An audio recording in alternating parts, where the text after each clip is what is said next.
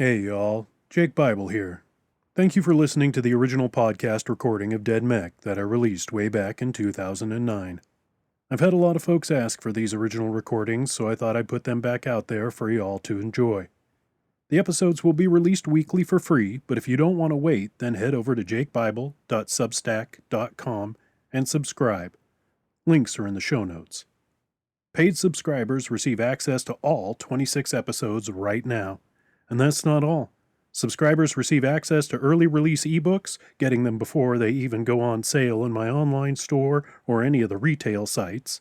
Plus, early access to new audiobooks, exclusive short stories, including the weekly Friday Night Drabble Party, live readings, and so much more. That's jakebible.substack.com. Subscribe now and get all the goods. Now, enjoy a little bit of the past. Thank you.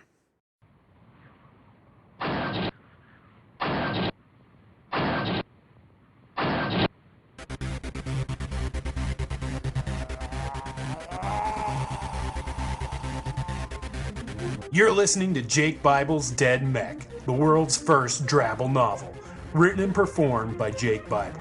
This story is available only as a podcast novel and is not for the faint of heart. If you can't stand blood, gore, graphic violence, foul language, cannibalism, zombie hordes, or sexual situations, well then, you aren't invited to this party. For more details and info, go to jakebible.com. Feel free to leave your mark there. It's only fair. Episode 13, Chapter 6, Part 2. Jay choked on the rock dust filling the now dark cavern. He switched on his halogen. "Hey kid, you okay?" "Get that shit out of my eyes," the rookie coughed painfully. "Yeah, I'm fine." Jay turned about and pointed the light at what was the cavern entrance. "Shit, that's not good." He tapped his comm. "Masters, you there?" Silence. "Well, I don't know if Masters is alive or not, but if we plan on being part of the census count, we had better find that river of yours." Jay turned and hopped back in the mech. "Just one more thing." Masters found himself in his mech flying through the air once more and then impacting with the ground so hard the armored windshield shattered. Masters tucked his head down, but shards of windshield still drove gouges across his face. "Mother fucker," he whispered weakly. All alarms and warnings were cut short as Masters' mech died. "That sucks." He unstrapped himself and struggled to open his cockpit, but the hatch was too damaged. "Great, gonna die in my mech. Not how I wanted to go. I always assumed there'd be sex involved, but I guess we can't choose how we go out, huh?" The rookie watched Jay step from the cockpit with a long steel tube in his hand. "The hell is that?" the rookie asked. "Blueprints," Jay responded casually. "Blueprints? You mean like paper blueprints?" "Yep, good old-fashioned blueprints. It's how I do all my designing." Jay saw the look on the rookie's face. "Blueprints can't be lost with a hard drive wipe or memory dump, now can they?" "No, I guess not," the rookie responded. "But why are you bringing them with us?" "Because I've worked 2 years on these fuckers, and I'm not fucking losing them now." The dead hill stomper lifted Masters' broken mech off the wasteland ground as the waste storm began to intensify. "Hey, fucker! You suck!" "Yeah, I said it. You fucking suck! I'm way too much meat for you to handle, you motherfucking deader piece of shit!" Masters screamed as the stomper brought the mech's cockpit to cockpit. Masters held his breath as the stench coming off the zombie pilot reached him, despite the raging winds. "Jesus, you've gone off there, buddy," the zombie pilot weakly groaned. "You ain't looking so good." Waste storm debris began to pelt the mechs. "You sure you can do this?" Jay asked the rookie. "Yeah, my legs are fine," he answered as the two left the main cavern and entered the mouth of the cave. "Give me my pack." "No, I'll carry both. I'm not a doctor, and your chest could start bleeding again at any time." The rookie smiled. "Jay Rind, are you worried about me?" "Yeah, I'm worried about you. You're the only one that knows how to get to the fucking river." "Admit it. You want me to live." "Are you kidding me?" Of course I... You're an asshole, the rookie laughed. Masters watched the Stomper's other hand come at him. He grabbed the edge of his cockpit and waited. The Stomper's cockpit opened in anticipation of the meal that would be thrust inside. Masters drew his sidearm. Night-night, Stinky. Masters aimed and fired, the shriveled head of the zombie pilot exploding in a mass of rotted flesh and bone. The Stomper shuddered and stumbled, causing Masters to almost lose his grip. He felt his own mech shake and leapt to the debtor's cockpit just as the Stomper let go of Masters' mech. Masters watched it plummet to the ground. June stared at the empty bowl in her hands, knowing it wouldn't be the last meal she would be forced to eat. She took a deep breath and set the bowl aside.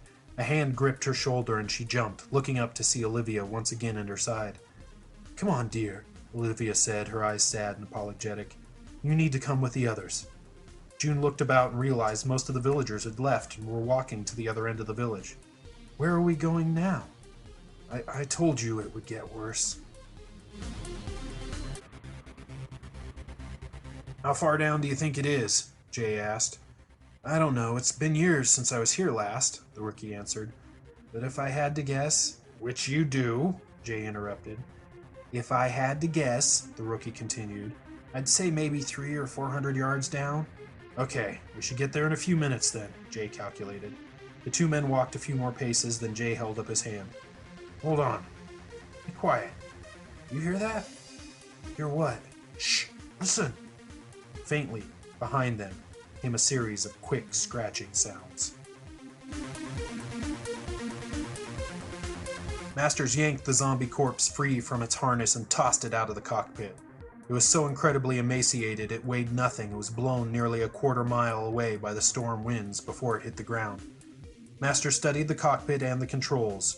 It was very similar to his mech, but with some major differences. Mainly, the lack of weapons systems. It was equipped with a wide sensor array, though, which would have been handy back in its construction days. Masters felt the Stomper sway, buffeted by the winds. Looks like I'm still fucked." "I can hear that now," the rookie whispered. "What is it?" "Shh!" Jay commanded. The scratching grew louder and became more pronounced. "Oh, fuck. That's... claws!" the rookie finished. Both Jay and the rookie shone their halogens back the way they came. Yards away, the mouth of the cave became obscured by bodies.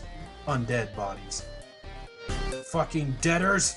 Must have ran from the storm. Bet the entire cavern is crawling with them!" Jay yelled, lifting his carbine and firing. Zombies roared as one and charged. "Move, kid! Run!" Jay and the rookie turned and ran through the earthen tunnel. June and Olivia took a seat on a wide bench next to Rebecca. The entire village was seated at benches set in a wide circle looking down into an open pit. "What's going on?" June asked. "Shh!" Rebecca hushed her. "Fellow villagers, friends, family, we have worked hard today. Worked hard against the adversity the wasteland threw at us," the boss announced, stepping to the edge of the pit. "We lost some folks today to injury. More importantly, we lost supplies. We lost food." The boss turned in a circle, watching the faces until he found June's, and he winked. Masters pushed the mech sensors to full, checking the screen. He had maybe 15 or 20 minutes before the waste storm was fully on him. Shit. The Stomper, some semblance of awareness still intact, reached up to the cockpit, but safety protocols kicked in, preventing it from doing any damage. Masters stood up and grabbed the cockpit hatch and tried to yank it closed, but knew it wouldn't move. Not unless. Masters eyed the cerebral integration console, then looked out into the swirling maelstrom of the wasteland. "Well, guess I'm dead either way," he sighed, flicking the activation switch. "Go! Go, go, go, go, go, go, go!" Jay yelled, pushing the rookie ahead of him. "Do not stop running! Going! Fuck! Stop pushing! You're gonna knock me! Whoa!" The rookie came to a screeching halt. "Oh, fuck!" Jay stopped himself just before slamming full force into the rookie. "What the fuck, kid? Why the hell?" "Oh, shit." Jay and the rookie both stood at the edge of a 50-foot drop. They shined their halogens below, and the light reflected off a massive, churning river. And on the banks of that river were several hundred zombies. "Guess we found the river," Jay said.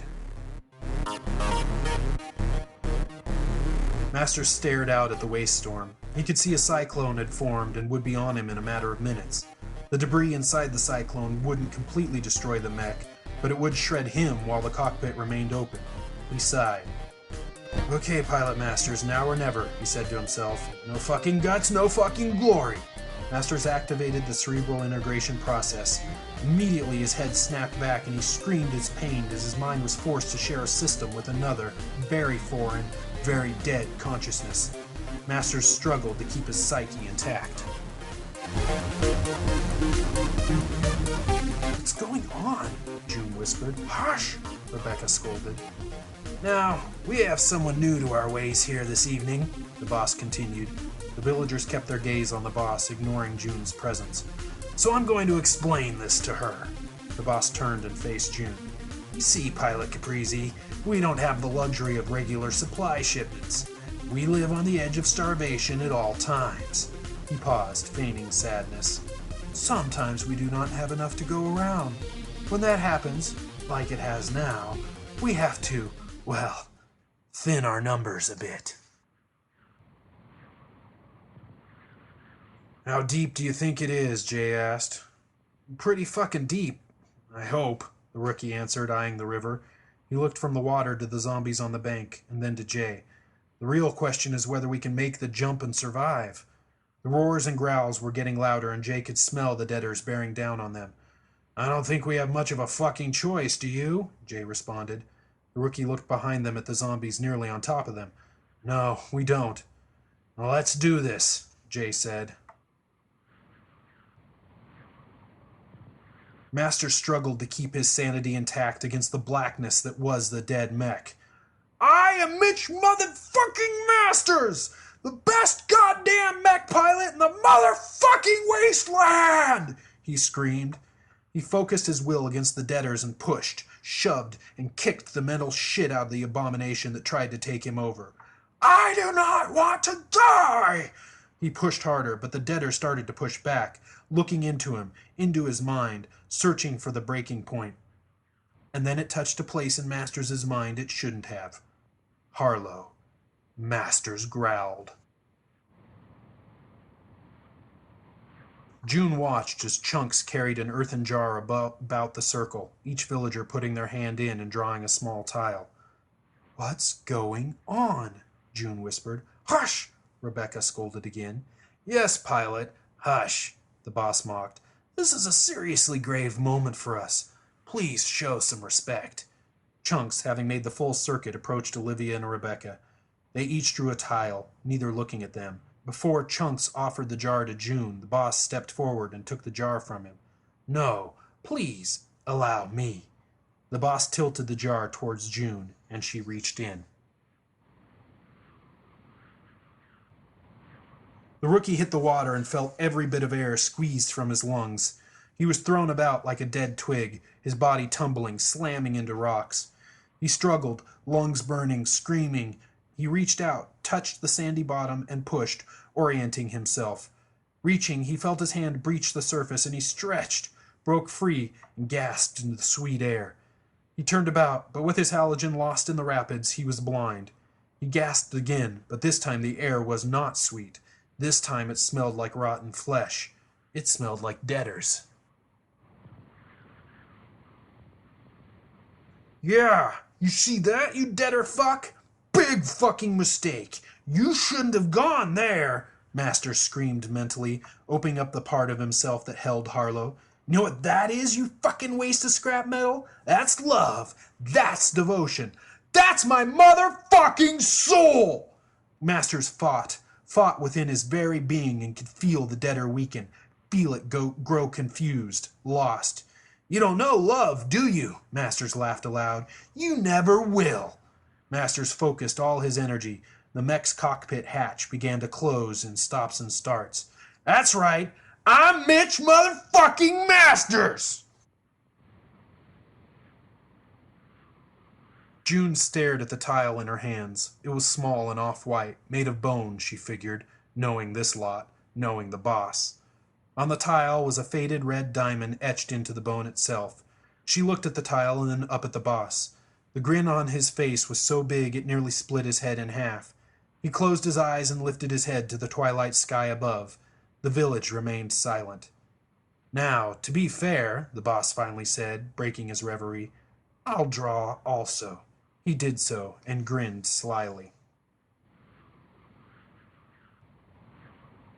The boss held his tile up for all to see. It was blank.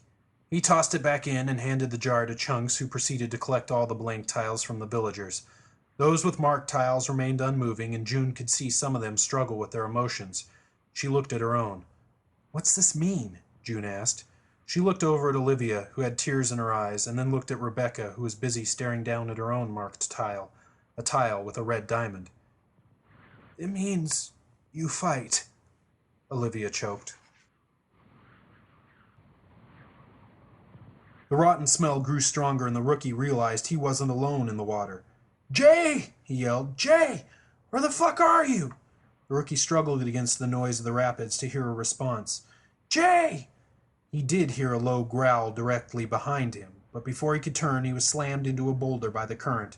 His breath was knocked from him once again, and he gulped water. His chest wound blazed with pain, and he realized it had opened back up. "Oh, shit," he thought. "I'm leaving the deaders a trail right to me." Masters forced the dead mech's consciousness down, down, down, until it was nothing but a dead-end piece of code. His head hurt like hell, and he was having trouble thinking straight. "Keep it together, pilot," he scolded himself aloud. "This is no time for weakness." With the cockpit closed, Masters focused on getting the mech moving. The thing could take quite a beating, but with a cyclone heading towards him, he needed to get the hell out of there. Stabbing pains shot through his skull, requiring all of his concentration to take one step, and then another, and another. Putrid hands grabbed the rookie about the shoulders and pushed him under. He blindly thrashed and fought against the deader and was able to get to the surface for another breath before more hands grabbed him. He could feel them about him, and he kicked out, his foot sliding through something soft. He tried to pull back, but his foot was caught. He swung his arms wildly, his chest wound screaming, hoping he could keep the things off of him, to keep them from biting. The current slammed him against a boulder, and another, and another. Then all went dark.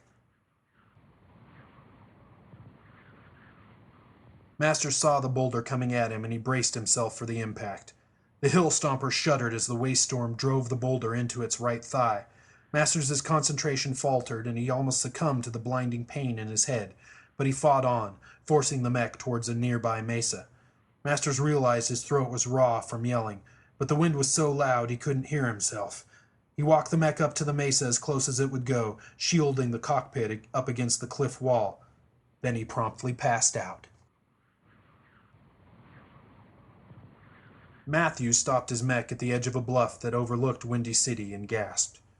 "Sweet Jesus, what the fuck happened here?" he whispered. Before him, what was left of the city-state burned and smoldered, a red hazy glow against an early night sky. "Oh, that's not good," he muttered. He powered up his weapon systems and jumped his mech off the bluff, rolling into a crouch as he landed, his plasma cannons ready. He checked his scanners, but the destruction was so great that he couldn't get a clean reading. Cautiously, he walked towards the city-state, guns up. "You see, dear Rachel," the boss started, seating himself between June and Olivia, "it's simple supply and demand. When we run low on supplies, the people demand blood." "The people demand nothing," Olivia muttered. "It's you who want the blood." "Mother, Mother," the boss said, wrapping a hand around the back of Olivia's neck and squeezing. "You just don't get me, do you? I love my people," he squeezed harder. "And my people love me, or else." He stood suddenly. "First two in the pit!" "Green triangles!" Chunks called out. Two villagers, an older man and a younger woman, stood up. Matthew walked his mech to the edge of the burning city-state. He tried his scanners again, but still no decent readings. "Damn," he swore. "What the fuck happened here?" He thought he saw movement through the collapsed city-state walls and moved closer, opening all comm channels. "Attention, this is mech pilot Matthew Jespers. Can anyone hear me? Is anyone alive? I can offer assistance." He was met with nothing but static. Then, again, movement. He switched to loudspeakers. "Attention! This is mech pilot—" Matthew stopped short as the bulk of a dead mech stood up from the rubble. Aw, shit. The older man began to weep and looked up at the boss. "Please, sir, please don't make me do this," he pleaded. The young woman wasted no time, though, punching the man in the stomach, doubling him over. She immediately brought her knee up into his face, knocking him to the ground. With intense determination, she brought her bare foot down on his face, again and again, until his features were nothing but bloody pulp. Chunks leapt into the pit and checked the man's pulse. "Dead." The woman pulled a tooth from her heel, then helped Chunks drag the body away. The deader stood there, watching Matthew, a burnt corpse dangling from its fist, its cockpit open and zombie pilot thrashing inside. The deader ripped the corpse in half and tossed the torso into the cockpit. The zombie fed ravenously, bits of charred flesh falling to the ground like fleshy crumbs. Matthew watched for a moment, then fired his plasma cannon. The zombie pilot disintegrated instantly. Matthew watched the dead mech stumble back, sway, and then finally collapse to the ground. And that's how you do that. Fuck me. 4 more dead mechs revealed themselves, all in various stages of feeding. "Black circles," Chunks announced. "How many have to fight?" June asked, fingering the diamond on her tile over and over again. 4 fights, the boss said. "That's how many we need to die to live." "We could just eat less," Olivia said. The boss backhanded her across the face. "Or you could shut your fucking face!" 2 young men dropped into the pit. "Ooh, now this looks like an even match. Should last a little bit longer," the boss said, smiling. The men greeted each other and embraced. "Boo! Get a shack!" the boss joked, elbowing June in the ribs. All weapons ready, Matthew backed away from what was left of Windy City. The dead mechs followed, walking through collapsed walls and broken buildings without a thought. "Hey, fellas, I was just passing by," Matthew called over the loudspeaker. "Sorry about your friend there. It wasn't anything personal." One of the deaders dropped its meal and picked up the pace towards Matthew. "Whoa there, big fella. I wasn't trying to interrupt your snack. You guys just carry on." The other dead mechs dropped their meals also. "Okay, now you're just making me feel bad." Matthew eyed the deaders and fired. "Commander, I'm picking up solid geothermal readings directly below this area," Jethro said. Caprizi looked out onto the nighttime landscape, assessing the location. "Well, looks as good a place as any. Pilots, any thoughts?" "We've been awake for over 24 hours, so this looks pretty fucking perfect," Rachel answered over the comm, yawning. "Fine by me," Harlow agreed. "As long as I get first watch," Bisbee added. "That means you're on breakfast duty," Caprizi said. "Better me than Rachel," Bisbee joked. "Hey," Rachel responded good-naturedly. "Okay, then let's set camp," Caprizi said, stopping the transport. "Biz, you set the perimeter." The villager that won the fight wept openly as he clambered from the pit. He strode past the circle and away from the rest of the villagers, his sobs slowly fading into the night. "They were born the same day. They've been best friends since birth," Olivia said. "I helped deliver them both." "Boo fucking who?" the boss mocked. "Get on with it!" Chunks waited until the body was removed from the pit, then hollered, "Red diamonds!" June's bladder nearly loosed. Without looking at her, Rebecca stood up and lowered herself into the pit. "Pilot, you're up," the boss chuckled. A well-directed missile strike took out both legs of one of the attacking deaders as Matthew tried to pilot his mech back into Windy City, hoping to use the crushed remains of the buildings as cover. He could tell by their actions that none of the dead mechs he was dealing with were thinkers, but that was little comfort as the 4 left standing charged him. Unleashing a barrage of plasma fire, Matthew was able to slow 2 more down, but doubted he had put them completely out of commission. One of them lifted its own cannon and fired. "Are we set?" Caprizi asked, getting up from his seat and stretching. Yes, Commander, I have the transport anchored, Jethro responded, typing in his tablet. Ready to punch the hole. Fire away, mechanic. Jethro tapped twice, and a muffled whoomp could be heard directly below the transport. Hole punch, sir. Checking readings now. Jethro studied his tablet for a minute. Looks good. Dropping cable. A whirring sound kicked in. Should only be a minute, and we'll have full power. Caprizi patted Jethro on the shoulder, mindful of the mechanic's discomfort. Great job, Jethro. We'd be dead out here without you. I don't want to hurt you, June pleaded to Rebecca as the two women faced off in the pit. Please, don't do this. If we refuse to fight, then we both get a bullet in the head, Rebecca snapped. Now get your fists up, girl, because I'm going to kill you. June stared at Rebecca for a moment, then nodded. I am sorry, Rebecca laughed. I've got 40 pounds on you. You'll have nothing to be sorry for. Neither will I when I crawl out of this shithole. Shut the fuck up and fight already, the boss goaded. Matthew easily dodged the debtor's wild shot, but in doing so he mistimed a step and stumbled on some of the city-state rubble. He saw the ground coming at him and put his mech's hands out to stop his fall. Before he could right himself, two of the dead mechs were on him, pinning his mech to the ground. Fuck! He swore aloud, realizing a rookie mistake was going to mean the death of him. He thrashed about, trying to get his legs under him, but the debtors began to pummel the back of his mech relentlessly. Fuck! Fuck! Fuck! And we have juice, Jethro announced over the comm. Great, Bisbee responded. I'll stick my schlong in it. Biz, Rachel scolded. What? Why do you hate that so much? Bisbee asked, unrolling a cable from his mech's leg and pulling it over to the transport. These cables have been called schlongs before you were born.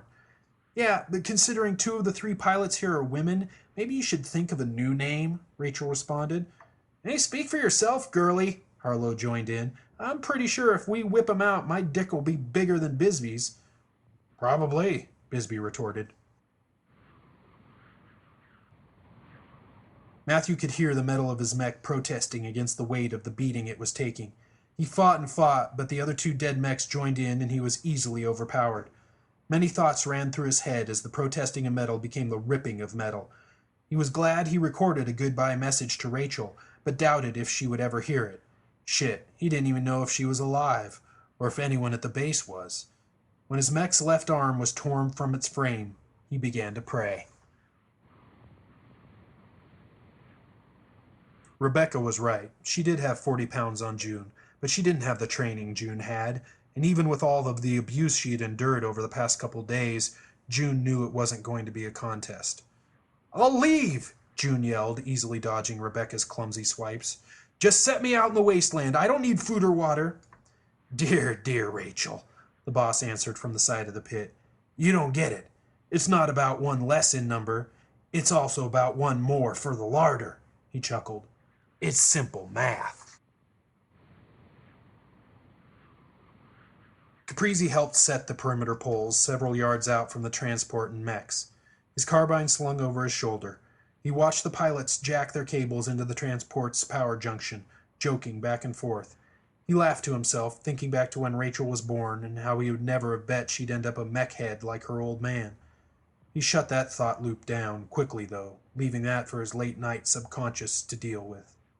Caprizi set the last pole and turned to look out into the wasteland. Perimeter set, Jethro. Fire it up. The hydraulics on Matthew's mech's left leg exploded as a debtor stomped down hard. Matthew undid the clasp on his sidearm's holster and sighed. He pulled the pistol out and held it up to his face. I'm sorry, baby, he said aloud. I wish I could be with you right now. I guess we're all meant to go out in the same way, though, alone. He pulled back the slide, forcing a shell into the chamber. Thumbing the safety, he put the gun to his head. 1,000 shots echoed about him, and Matthew, confused, looked at his pistol. June ducked another of Rebecca's swings and sighed. I really am sorry. Shut up and fight, you spoiled brat, Rebecca growled, her hair matted with sweat already, even though she hadn't landed 1 punch. I'll make it quick, June promised. She waited for another of Rebecca's wild swipes, and as the woman overextended herself, June stepped to the side, reached out, and took a hold of Rebecca's head in both of her hands, and twisted. The snap of Rebecca's neck echoed in the pit. She could hear Olivia's wail of sorrow immediately. "Excellent," the boss smirked. "All right, last fight." Matthew put the safety back on and reholstered his sidearm as more gunfire erupted. His mech systems were dead, so he couldn't check scanners. He was blind and helpless while something unseen opened fire with what sounded like 50 millimeters. His mech shifted as the weight of the mechs were lifted, their attention now on the new attacker. Matthew unstrapped, grabbed his survival pack and carbine, and reached for the emergency hatch release. Even with his mech face down, the hatch was supposed to separate enough for him to squeeze out. He yanked hard. Nothing. Matthew's shoulders slumped in defeat. The boss offered June a hand out of the pit, but she slapped it away and dug her fingers into the earth, pulling herself out. She turned away from him and looked for Olivia, but she was gone, her bench seat empty. In fact, most of the seats were empty, except for a few friends and family of the last two fighters. June felt the boss's arm slide across her shoulders, turning her back to the pit, and to him. "That was a nice move down there," he whispered in her ear. "Don't even think of trying that on me." Matthew could hear the battle around him, and he focused on the sounds, trying to piece together the fight in his head. He heard the blast of a plasma cannon, and the resulting explosion as the blast hit its target. The 50mm guns never stopped firing, and the sound of metal being pierced and torn was near deafening. Two more explosions shook his mech, and then one of the deaders slammed to the ground right next to him. Matthew put his hands out to brace himself as he was shaken by the impact. And like that, it all went silent. Every time June turned her head from the last fight, the boss grabbed her chin and forced her to look. "I'll slice your eyelids off, so don't even think of closing those pretty peepers of yours," he growled. "I want you to see how the rest of the world lives and dies." The fight was finished quickly as a small girl was put down brutally by a well-muscled, middle-aged man. June could swear the man enjoyed himself as he crushed the girl's skull with his boot. "Well," the boss said, "I don't know about you, but I'm starving." Matthew held tight as his mech was flipped onto its back and the cockpit hatch ripped off. Stock still, he stared up into the battle-scarred features of a new dead mech. He was positive this one wasn't with the others. He tried to reach over for his carbine, although he knew the rifle would be ineffective against the war machine. Immediately, the deader lifted its right arm and shoved its glowing plasma cannon at him. Matthew slowly pulled his arm back. He heard loud footfalls, and his jaw dropped as he watched Mini-Mech 1 stand next to the deader. You have been listening to Jake Bible's Dead Mech, the world's first Drabble novel. The preceding episode was recorded and produced by the author. The intro music was Miles and Miles by Leica Kress. Outro music is Destroy by The Eternal. Both tracks available at podsafeaudio.com.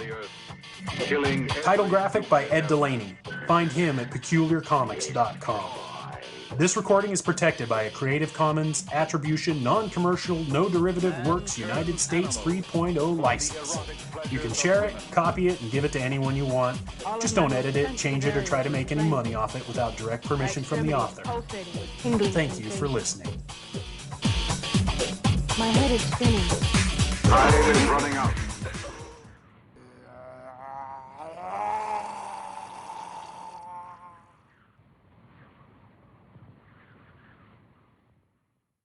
Thank you for listening to this episode of the re-release of the original podcast of Dead Mech.